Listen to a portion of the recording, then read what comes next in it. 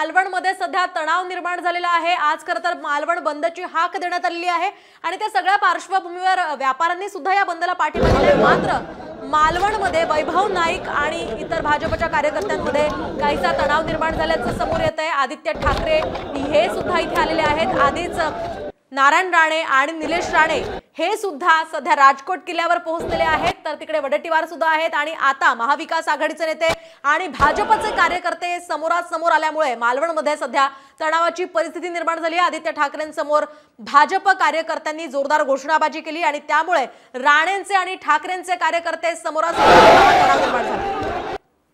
आपण पाहतोय मालवणमध्ये शिवरायांचा पुतळा कोसळल्या प्रकरणी या ठिकाणी महाविकास आघाडीचं आज आंदोलन आहे। त्या सगळ्या पार्श्वभूमीवर राजकोट किल्ल्यावर हे सगळे महाविकास आघाडीचे नेते येणार होते आणि यासोबतच निलेश राणे आणि नितेश राणे यांच्यासोबत नारायण राणे यांचा सुद्धा दौरा होता आणि या सगळ्या पार्श्वभूमीवर आता राणे आणि ठाकरे गटाचे कार्यकर्ते आमने सामने आले आणि एकूणच हा तणाव निर्माण झालेला आहे आणि त्यामुळे जोरदार घोषणाबाजी आदित्य ठाकरेंसमोर भाजपच्या आणि राणेंच्या कार्यकर्त्यांनी केलेली आहे। आपण पाहतोय या आधी सुद्धा राणेंचे आणि ठाकरेंचे वाद काही नवे नाही आहेत। या आधी सुद्धा अशा प्रकारचा एक राडा झालेला होता, त्यामुळे त्याची पुनरावृत्ती आता होते की काय असा एक प्रश्न आता निर्माण होतोय।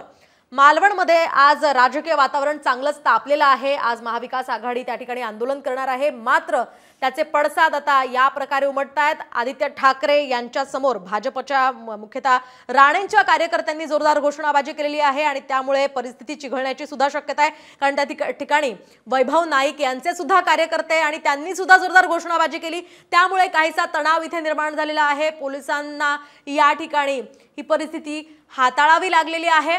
आज संपूर्ण राज्यभर खरं तर महाविकास आघाडीची निदर्शनं होणार आहेत। त्या घटनेच्या पार्श्वभूमीवर या घटनेचा तीव्र निषेध महाविकास आघाडीने सुद्धा वर्तवलेला आहे आणि आज राजकोट किल्ल्यावर हे सगळे कार्यकर्ते यांच्यासह महाविकास आघाडीचे नेते उपस्थित आहेत। मात्र आता या ठिकाणी राणे आणि ठाकरेंचे कार्यकर्ते हे आमने सामने आल्यामुळे काहीसा तणाव निर्माण झालेला होता। मात्र आता सध्या आज दिवसभरात या ठिकाणी काय काय घडामोडी होत आहेत हे पाहणं अतिशय औत्सुक्याचं ठरणार आहे, कारण या पार्श्वभूमीवर वातावरण चांगलंच तापलेलं आहे। शिवरायांचा पुतळा कोसळणं अतिशय धक्कादायक बाब आहे आणि त्यामुळे ज्या व्यक्तीला हा कॉन्ट्रॅक्ट दिला गेला तो कुणाच्या जवळचा होता असाही एक प्रश्न निर्माण झालाय, कारण आजच संजय राऊतांनी या संदर्भातला आरोप केलेला आहे की तो व्यक्ती नेमका कुठे ते मुख्यमंत्र्यांच्या पुत्राला विचारा, त्यामुळे श्रीकांत शिंदे यांच्या जवळचा तो कॉन्ट्रॅक्टर होता का असाही एक प्रश्न निर्माण होतोय आणि त्यामुळे या सगळ्या घडामोडींना आता वेग आलेला आहे। सध्या आपण पाहतोय अंबादास दानवे सुद्धा तिथे आलेले आहेत, ठाकरे गटाचे महत्त्वाचे नेते आहेत, शिवाय महाविकास आघाडीमधले विजय वडेट्टीवार आहेत, जयंत पाटील सुद्धा आज इथे येणार आहेत। त्यामुळे इथे तणावाची परिस्थिती निर्माण होऊ शकते। विशेषतः नारायण राणे आणि ठाकरे यांच्यामधला वाद सर्वश्रुत आहे आणि त्याचाच हा परिणाम सध्या आपण पाहतोय। पोलीस सुद्धा अगदी सज्ज आहेत ही सगळी परिस्थिती हाताळण्यासाठी।